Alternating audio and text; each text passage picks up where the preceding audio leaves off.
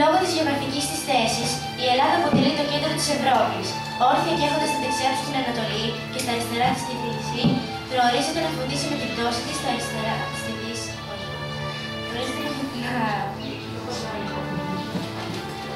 Να φωτίσει με την πτώση της στη Δύση και με την αναγέννησή της στην Ανατολή. Τον πρώτο προορισμό τον εκπλήρωσε η προγονή μας, ο δεύτερος πρέπει να εκπληρωθεί από εμάς. Στο πνεύμα του όρκου αυτού και της μεγάλης αυτής ιδέας, είδα πάντοτε τους πληρεξούσιους του έθνους να συνέρχονται για να αποφασίσουν όχι πλέον για την τύχη της Ελλάδας, αλλά για την τύχη της ελληνικής φυλής.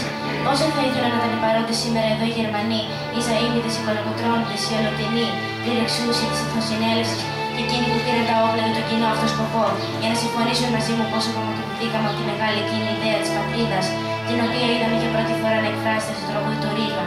Με ένα πνεύμα τότε ενωμένοι, όσο ονομαζόμαστε Έλληνες, πετύχαμε εν μέρει το σκοπό μας. Τώρα όμως εμείς, οι οποίοι κρατούν στο ένα χέρι τη σημαία της θρησκείας και στο άλλο τη σημαία της ελευθερίας, που πιάσαμε για πολλά έτη την απελευθέρωση όλων των ομόδοξων χριστιανών, ασχολούμαστε με μάτιες διακρίσεις Ελλήνων και Ελλήνων, χριστιανών και χριστιανών.